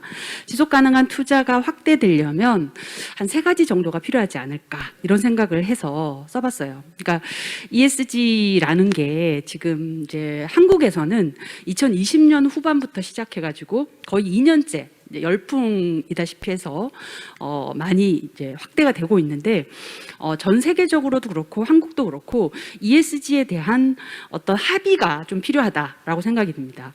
ESG라고 하면 이것을 지속 가능성에 관련된 퍼포먼스, 성과를 볼 것인지, 아니면 ESG라는 것은 우리나라 기후나 지속 가능성을 위협하는 이 리스크에 대한 매니지먼트인지, 이런 것들에 대한 합의가 전 세계적으로 되어 있지 않다. 그러다 보니까 지금 이코노미스트 아까 말씀 주셨지만 지금 최근에 이코노미스트 칼럼이 전 세계적으로 엄청난 화제가 되었잖아요.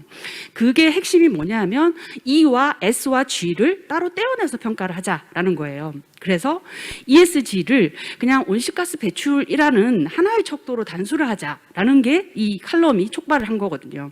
결국은 이 ESG 아니면 Sustainability, 이 지속 가능성이 무엇을 의미하는지에 대한 어떤 사회적인 합의가 좀 덜 되어 있는 거 아닌가.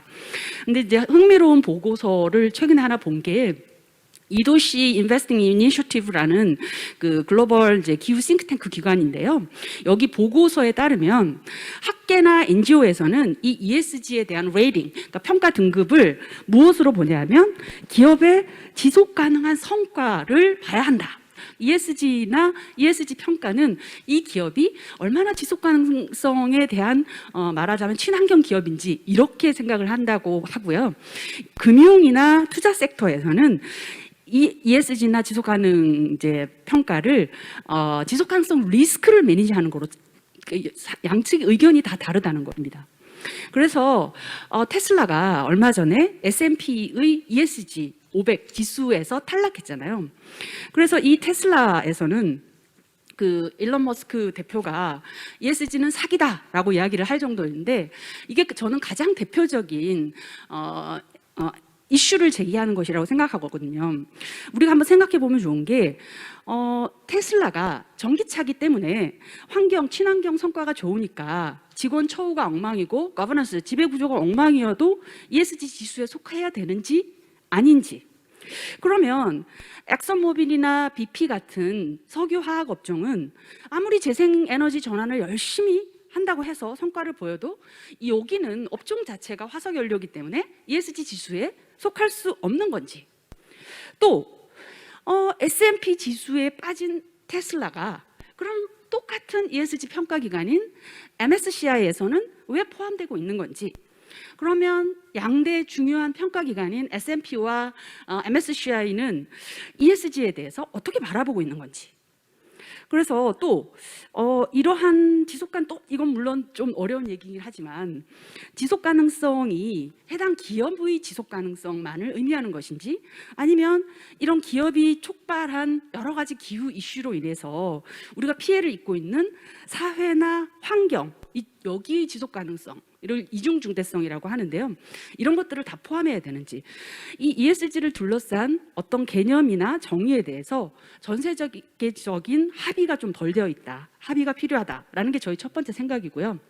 두 번째 생각은 그것을 하기 위한 지금 전 세계적인 논의가 이루어지고 있는데, ESG를 위해서 그러면 전 세계적으로 통일된 어떤 보고 기준이 필요하다라고 해가지고 지금 작업이 되고 있잖아요. 예, 글로벌 지속 가능성 기준을 하겠다라고 하는 작업이 전 세계적으로 지금 올해 연말까지 이 작업이 이루어지고 있는데, 사실은 한국을 비롯한 아시아의 경우는 사실 한국만 해도 탄소 배출량이 상당히 높은 수출 대기업이 대부분을 차지합니다.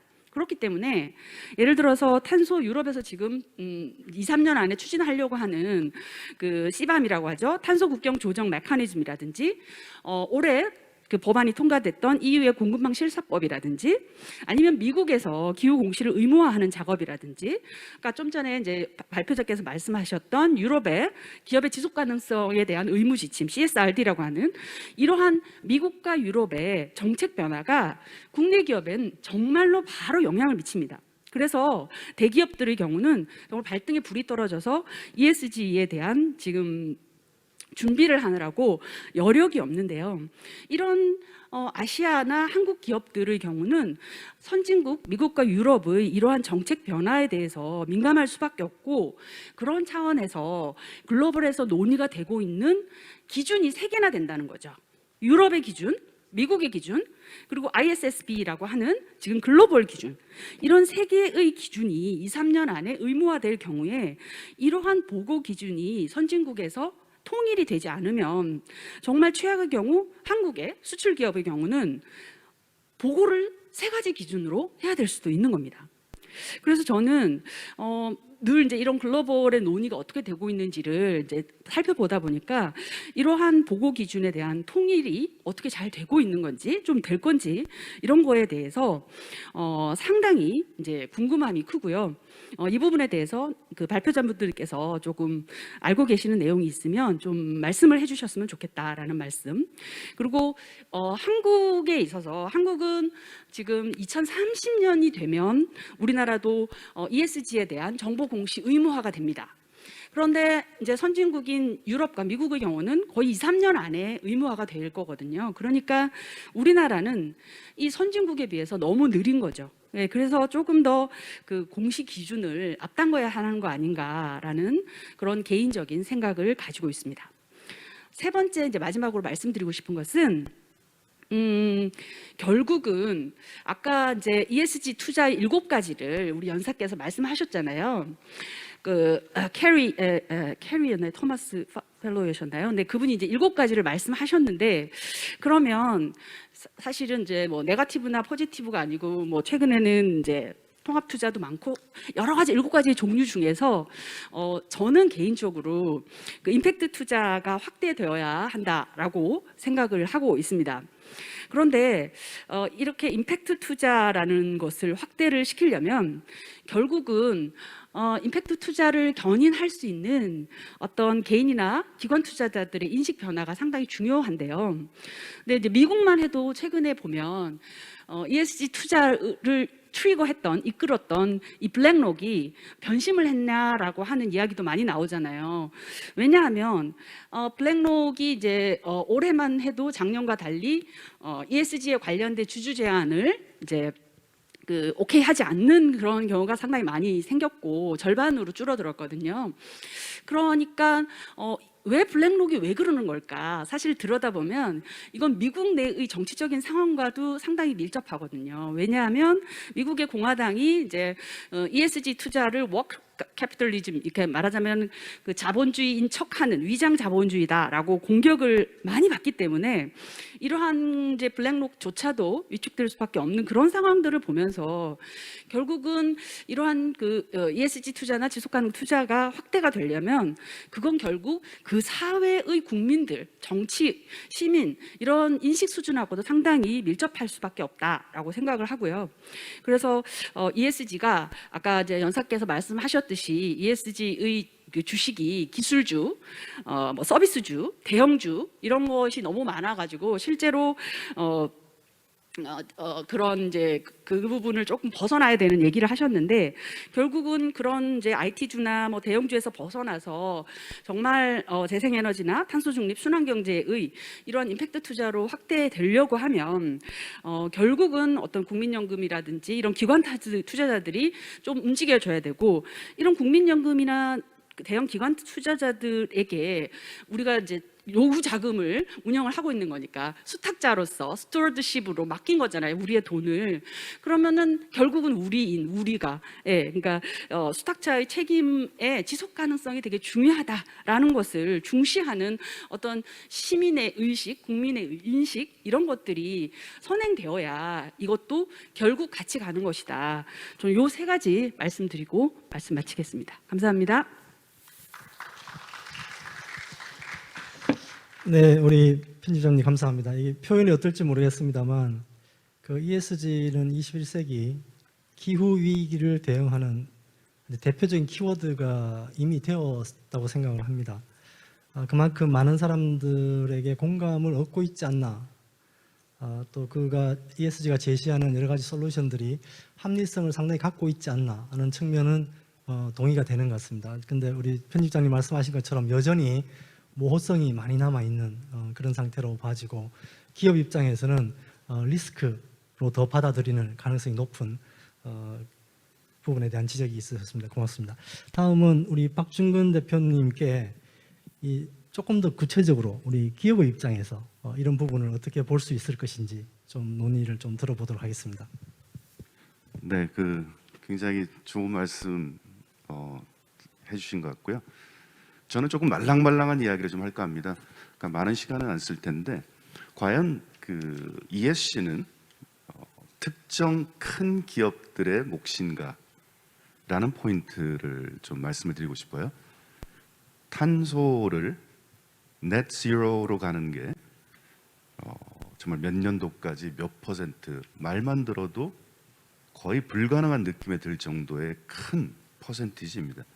과연 이 퍼센티지를 현대, 삼성, LG라는 그 기업만의 몫으로 넘길 수 있는 문제인가라는 게 제가 좀 드리고 싶은 말씀이고요.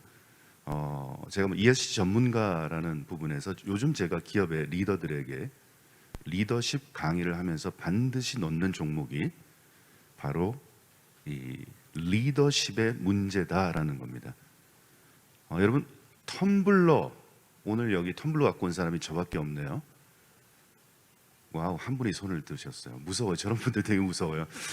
갑자기 나타난 혜성 같은, 그래요. 두 분, 세 분 있습니다. 텀블러를 쓰면 우리 모두가 참여할 수 있는 건가? 그 정도의 문제는 아닐 거다라는 거죠.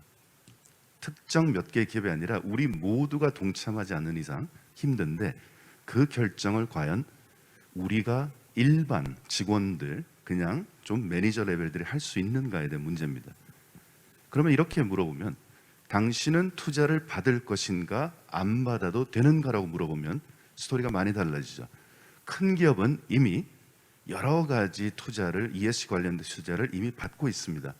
기업들이 많은 매출을 내는 쪽으로 이미 펀드들이, ESG 펀드가 다 움직이고 있기 때문에 그들은 이미 수혜자들입니다. 결국 나머지 기업들, 수십만 개의 기업들이 동참하지 않는 ESG라는 건 의미가 없죠. 그 기업의 리더들에게 제가 이야기합니다. ESG는 결정의 문제이고 리더의 분명한 리더십이 가장 중요한 핵심이다. 투자를 받고 텀블러를 쓰고의 문제가 아니라 리더가 얼마나 강력한 의지를 갖고 전사적으로 밀어붙이느냐. 제가 이제 다음 주에 삼성 신입사원 교육을 가는데요. 거기에 딱 내용이 ESG가 들어있어요. 신입사원부터 ESG에 대한 교육을 시킵니다. 근데 기업을 들여다보니까 ESG 커미티라는 게 있어요. 보니까 5년 정도 되는 직원들이 대부분이 구성되어 있는 그런 뭐랄까요, 죄송하지만 약한 느낌의 조직들을 가지고 ESG 아이디어를 내고 있다라고 하는데요. 저는 여기서 하나 이제 제안을 드리고 싶은 게 이제는 정말 대학교, 대학원, 심지어 고등학교까지 그런 ESG에 투자가 공격적으로 돼야 된다. 그래서 저는 tuition fee net zero를 주장하고 싶어요.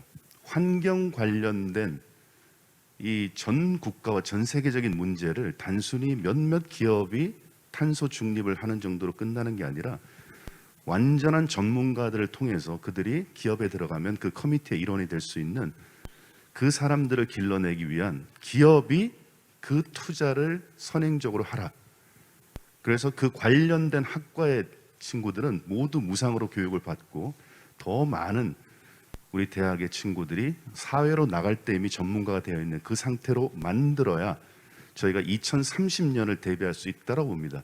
그냥 있는 직원끼리 모여서 아이디어를 내자. 그리고 그 딜로이트에서 조사한 자료를 보면요, 과연 무엇을 하고 있냐, 기업이 많은 일을 하자고 합니다. 예를 들면 텀블러를 쓰자, 플라스틱 쓰지 말자로 이야기하는데 정확한 목표치가 너무 부재하다. 뭘 하지 말자는 있는데 뭘 하지 않아서 어디까지 도달할 건가에 대한 그 목표치는 너무 적다라고 합니다. 그 역시 리더의 몫이죠. 강하게 규제하지 않는 거죠. 그냥 좋은 아이디어를 내는 무슨 소풍, 놀이 같은 개념, 이쁜 문화 만들어 봐. 거기서 몇 명이 모여서 이쁜 문화 만들기 위해서 김장도 담고 뭐도 담고 하는 이런 식의 생각들이 아닌 완전한 전략의 한 부분. 저희 전략 엄청나게 세심하게 짜시죠. 비즈니스 스트래티지 정말 공격적으로 짜는데 ESG 스트래티지는 그냥 니네들끼리 재밌는 아이디어 만들어 봐 라고 합니다. 나이키는 어떻게 움직이고 있나요? 벨기에에 몇 년 전에 카본 넷 제로 그 웨어하우스를 오픈했습니다. 완전한 신재생 에너지로만 운영되는 최대 크기의 물류센터를 벨기에 햄에 지었어요. 그리고 배가 들어올 수 있는 위치로 센터를 짓고 육류 수송을 최대한 줄이고 배로 친환경 에너지로 가급적 할 수 있는, 즉 투자가들은 그런 기업에 투자를 하겠죠. 아디다스가 뭘 했나요? 팔리라는 그런 친환경 그룹과 함께 손을 잡고 바다의 해양 그물을 건져냈습니다. 건져내서 만든 그 제품이 제일 비싼 제품이에요. 20만 원이 넘는 제품인데 무려 100만 족을 팔아냈어요. 가장 비싼 제품에도 소비자들은 기꺼이 내가 돈줄을 내주겠다 라고 하는 게 요즘 젊은 세대들이고, 그런 기업의 투자가들은 투자를 하고 싶어지겠죠. 돈을 벌지만 ESG를 단순히 놀이가 아닌 사업의 중요한 전략으로 하고 있는 곳 투자하고 싶겠죠. 파타고니아라는 회사를 아시죠? 파타고니아는 1984년도에 전 세계 최초로 재생지로 만든 카탈로그를 만든 회사예요. 전 세계에서 처음으로. 그때 그들이 한 말은 우리는 4,500그루의 나무를 살렸다. 그리고 그 기업의 모토는 이겁니다. We do our business to save the planet. 파타고니아 회장은 한국에서 근무한 적이 있는, 주한미군을 근무한 적이 있는 친하드예요. 그 사람이 개척한 그 루트가 북한산, 서울 북한산 인수봉에 그가 개척해 놓은 루트가 있을 정도로 자연을 사랑하고 환경을 아끼는, 그래서 창립부터 우리는 지구를 지킨다. 그들은 목표를 강하게 주지 않습니다. 기업의 제일 큰 목표는 뭡니까? 계속 성장하겠다는 그 욕심 속에서 절대 탄소 중립은 불가능합니다. 기업이 우리는 세일도 적게 하고 소비자가도 높이겠다. 그래서 소비를 적게 하도록 하겠다. 블랙 프라이데이에 파타고니아가 한 말이 뭡니까? 이 제품을 사지 마세요. Do not buy this clothes. 우리 거 사지 마세요. 소비를 줄이세요. 소비를 줄여야 지구가 살아남습니다. 이런 기업은 오히려 더 돈줄이 나고 있는 거 아시죠? 더 많이 매출을 올리고 있고, 이런 기업들의 투자가들은 눈독을 들입니다. 투자를 받고 싶다고요? ESG 펀드 SLB Sustainability Linked Bond의 돈을 싸게 빌리고 싶다고요? 제대로 된 전략을 구사를 하셔야 됩니다. 기업이 좀 더 적극적으로 대학과 대학원에 투자를 하고 선행적으로 엑스퍼트를 길러내는 이런 노력들이 된다라면, 그리고 마지막으로 한 마디 말씀을 드리면은 미국에서 3월 25일에 펀드가 출시됐습니다. ETF 펀드. 이름이 ROC 펀드예요. ROI 들어보셨죠? Return on Investment. ROC는요, Return on Character입니다. 리더의 캐릭터에 대한 투자 수익률입니다. ESG와 매우 맞닿아 있어요. 네 가지: 진실성, 책임감, 용서, 그리고 공감이 있는 리더가 운영하는 회사가 훨씬 더 큰 수익을 내고 있더라. 그래서 이런 리더가 있는 곳에 우리는 집중적으로 펀드에 투자를 하겠다. 봤더니 ESG의 governance입니다. 제대로 된 리더십을 갖고 있는 리더가 운영하는 회사가 더 많은 가능성을 갖고 있다. ESG에 훨씬 충실할 가능성이 높다라는 그 연구 결과에 투자해서 미국 ROC Investments에서 낸 펀드입니다. 여러분의 기업들이 제대로 된 ESG의 관리와 전략을 철저하게 가져간다. 그리고 그걸 제대로 통제할 수 있는 리더십을 가진 리더들이 운영한다면 당신들은 우리의 투자를 받을 자격이 있다라는 게 이제는 그런 펀드, ETF 펀드를 통해서도 정확히 밝혀지고 있습니다. 더 많은 사람들이 환경이라는 그 종목을 통해서 또 더 큰 기여들을 할 수 있다. 그래서 이 전체가 좋은 리더들이 많아지면 결국 ESG는 좀 더 가까워질 수 있다. 네, 갑자기 뭐 투자 이야기 이런 이야기 하다가 리더들의 그 리더십에 대한 이야기가 좀 흘러갔는데요. 결국은 사람만이 이걸 해낼 수 있는 유일한 답이죠. 제가 시간이 너무 길었고요. 여기서 제 발표는 마치도록 하겠습니다. 네, 감사합니다. 리더십과 또 우리 ESG의 관계에 대해서 아주 좋은 말씀 주셨습니다. 조금 전에 우리 박란희 편집장님께서 우리 발표자분들께 간단한 질문이 하나 있었습니다. 우리 보고체계, 보고가 이 미국, 유럽 또 국제 기준이 지금 달리 운영이 될 가능성이 있다고 하는데 이 부분에 대한 우리 발표자 세 분 중에 혹시 답변을 해 주실 수 있는 분이 계시면 간단히 답을 좀 부탁을 좀 드릴까 합니다. 먼저.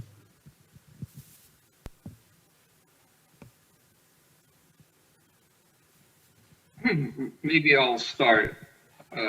I really appreciate 제가 좀 말씀을 드릴 수 있을 것 같습니다. 사실 for sustainable.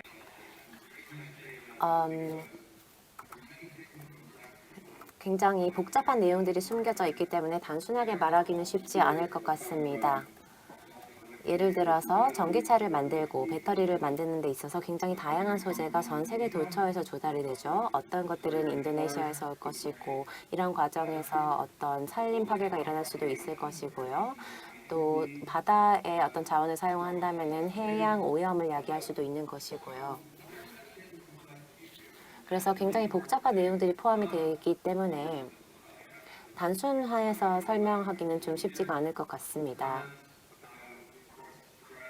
그리고 방금 말씀하신 것처럼 어떤 굉장히 구체적이고 명확한 전략을 세워야만 투자를 받을 수 있다는 것에 대해서도 적극적으로 공감을 합니다. 네, 감사합니다. 혹시 플로어에서 질문이 있으시면 좀 준비를 하셨다가 나중에 시간을 조금 드릴 테니까 질문 있으신 말씀을 좀 해주시기 바랍니다. 제가 우리 그 토마스 플로어 박사님께 하나 질문을 좀 드릴까 합니다.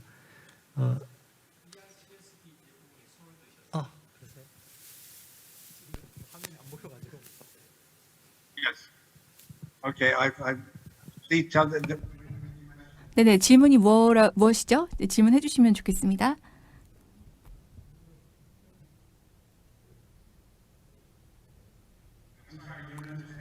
네, 질문하셨나요? 제가 지금 질문을 못 들은 것 같은데 저한테 질문 주시겠다고 한 것 같은데요.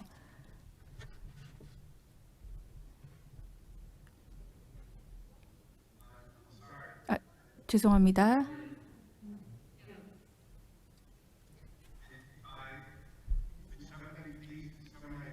네, 좌장님께서 저한테 질문이 있다고 말씀하신 것 같은데 제가 질문을 듣지 못했습니다.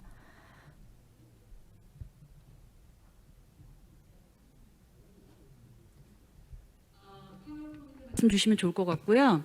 저희 질문은 미국은 지금 SEC가 증권거래위원회가 기후공시를 의무화하는 방향으로 미국식의 스탠다드를 가고 있고 유럽은 IFRAG이 이제 유럽의 재무보고 자문그룹에서 유럽식의 의무화 방침으로 공시를 해 나가고 있는데 또 글로벌에서 IFRS 재단에서 ISSB라고 하는 글로벌 지속가능성에 관련된 기준 이것을 올 연말까지 이제 나올 것이잖아요. 그러면 결국 이 공시 기준이 세 가지가 되는데 수출 국가인 대한민국, 아시아, 한국 입장에서는 이 세 가지의 기준이 어떤 식으로든 하모나이즈가 되지 않으면 저희는 이제 세 가지에 맞춰서 다 공시를 해야 되는 의무 부담이 많이 있기 때문에 글로벌 밸류 체인 안에서 저희는 협력사들이니까 이러한 것이 유럽이든 미국이든 이 공시 기준들이 하나의 기준으로 이제 될 수 있는 가능성을 어떻게 보는지 그것이 저희 질문입니다.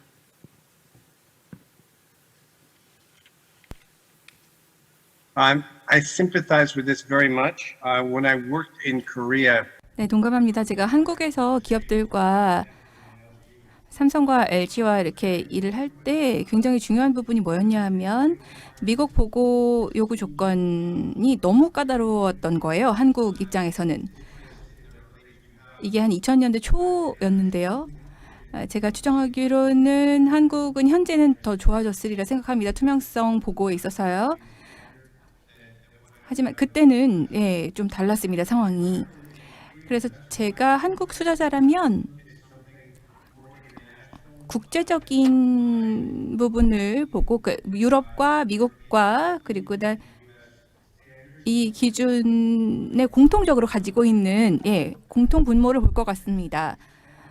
또 표준화하는 건 굉장히 중요하죠. 그래야지만 아시아의 투자가 여러분들께서 이러한 분석을 좀 더 잘 시작할 수 있겠습니까요? 이게 제 입장입니다. 네, 감사합니다. 혹시 그 플로어에서 있는 분이 계시거나 질문이 있으면 손을 들어서 말씀을 주시면 좋겠습니다.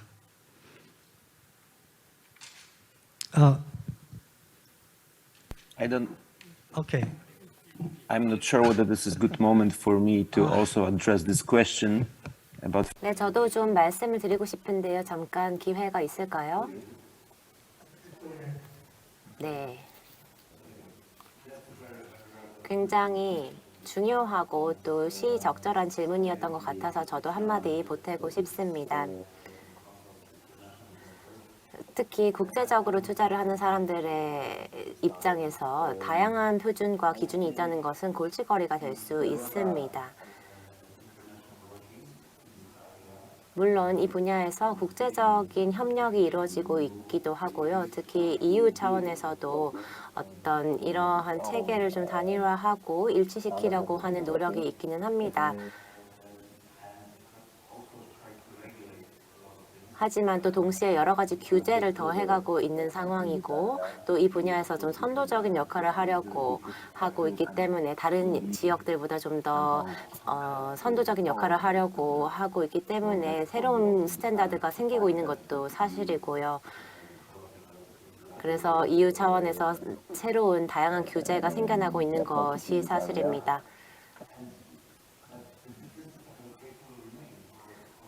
하지만 각 국가별, 지역별로 이런 차이점은 계속해서 있을 수밖에 없을 것 같습니다. 왜냐하면 각 지역마다 달성하고자 하는 목표나 어떤 야심, 열정 이런 것들이 다르기 때문이죠. EU 같은 경우에는 지금 굉장히 이 분야에 열정을 가지고 있고 어떤 다른 지역보다도 많은 열정을 가지고 있습니다. 그래서 이런 지속 가능성을 금융 부문과 연계를 하려는 노력이 계속되고 있고요. 그래서 여기서 문제가 되는 것은 유럽 이외의 다른 지역들이 유럽만큼의 의지를 가지고 규제를 만들고 시행할 것인가 입니다. 만약에 그렇지 않다면 이런 차이점은 계속돼서 유지될 수밖에 없을 것입니다. 또 하나 고려할 것은 우리가 어떻게 접근을 하느냐입니다. 특히 Sustainable Reporting을 만드는 데 있어서 사실 솔직히 말씀드리면 제가 미국의 리포팅 체계에 대해서는 잘 알지 못하는데요. 유럽 차원에서 봤을 때는 굉장히 까다로운 조건들이 리포팅에 적용이 되고 있거든요. 그래서 앞으로 미국은 어떤지 저도 좀 연구를 해보겠지만 이런 것들을 이제 투자자들이 좀 전반적으로 고려를 한다는 게 쉽지는 않을 것이라고 이해는 합니다. 그래서 방금 말씀하신 특히 한국의 입장에 대해서도 공감을 하는 바이고요. 어떤 국제적으로 좀 더 표준화되고 일치화된 표준과 기준이 생기기를 저도 희망합니다. 감사합니다. 저 시간이 거의 다 되긴 했는데 마지막으로 우리 바텍 시즈르스키 매니저님께 하나 질문을 좀 드리겠습니다. 지금 우크라이나 상황이 굉장히 길어지고 있습니다. 이러한 우크라이나 전쟁이 ESG 분야에 있어서 앞으로 어떤 영향을 끼칠 수 있을지 평소 생각하시고 있는 부분이 있으면 좀 설명을 좀 부탁드리고 오늘 그 세션을 마무리하겠습니다. 예, 부탁드립니다. Well, 그 영향이 ESG에만 미치는 것은 아니겠죠. 이런 전쟁으로 인해서 하지만 천연가스 문제가 불거진 것은 사실입니다. 지금까지 천연가스가 어떤 연료의 전환적인 에너지로서 에너지 믹스에 항상 포함이 되어 있었기 때문이죠. 저희 말씀드렸듯이 EU 분류 체계도 포함이 되어 있는 상황이고요. 그래서 어떤 대체 에너지가 아직은 없는 상황에서 전환적인 에너지로서 가스는 아직도 중요한 자리를 차지하고 있기는 합니다.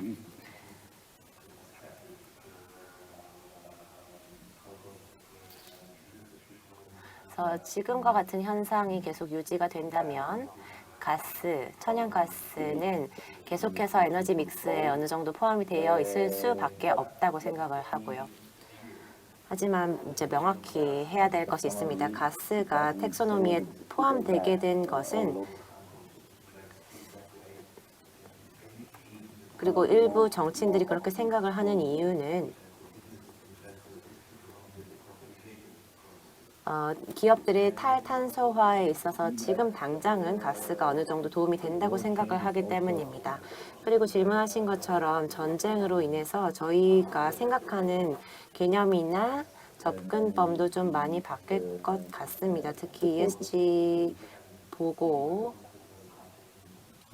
관련을 해서 특히 무기 업계도 좀 고려 대상이 될 수 있을 것 같습니다. 무기 업체나 방산 산업이 과거에는 어느 정도 투자자들의 지원을 받은 경향이 있지 않아 있습니다. 많은 투자를 받았던 산업이죠. 하지만 실제로 전쟁이 발생하면서 이 부분에 대한 대중의 인식, 투자자들의 인식도 변화가 있었던 것 같습니다.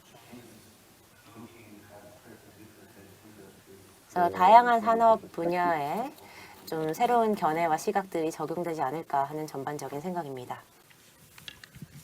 네, 그럼 이것으로 이번 두 번째 세션을 마무리할까 합니다. 외국에서 시간도 잘 맞지 않은데 이렇게 마지막까지 참가해 주신 세 분의 발표자께 다시 한번 감사드리고 오늘 두 분의 패널 토론을 해주신 우리 한국 전문가들께도 큰 박수로 마무리하겠습니다. 고맙습니다. 네, 저희 마무리하기 이전에 함께 기념사진 촬영을 할까 합니다. 네, 세션에 함께 해주셔서 감사드리면서요. 화상에 연결해주셨던 분들과 함께 그대로 사진 착석하신 채로 진행하도록 하겠습니다. Yes, thank you very much for joining us today, dear panelists. We're going to have a commemorative photo together. Yes, we have the cameraman at the center taking the photo. So at the count of three. 셋을 세면 사진 찍도록 하겠습니다. 자, 다시 한번 사진 찍을게요. 앞에 보시고 하나, 둘, 셋. 네, 대단히 고맙습니다. 하겠습니다. 고맙습니다. 네, 관련해서 지금 유튜브 댓글들 잠시 읽어드리는 시간 가지려고 합니다. 많은 분들께서 세션 어떻게 보고 계시는지 감상평들 남겨주셨는데요. 계속해서 ESG에 관련돼서 여러분들의 생각 공유해 주시기 바랍니다. 저희 오늘 준비한 순서들이 굉장히 알차게 준비되어 있습니다. 끝까지 함께 해주시고 유익한 시간 함께 해주시길 바랍니다. 네, 송효훈님께서는 ESG에 대해 평소 관심이 많았는데 유익하고 좋은 말씀 들으면서 많이 배워갑니다 라고 남겨주셨고요. 홍민우님께서는 ESG 경영과 투자에 대해서 새롭게 알게 된 사실이 많네요. 오늘 정말 많이 배워가요 라고 이야기 남겨주셨습니다. 네, 계속해서 이렇게 여러분들께서 댓글 남겨주시면 공유해드리는 시간 갖도록 하겠습니다. 네, 많은 댓글들 지금 화면으로도 만나보실 수 있겠는데요. 다음 세션 진행하겠습니다. 다음 세션은 바로 특별 세션으로 준비가 되어 있습니다. 생태농업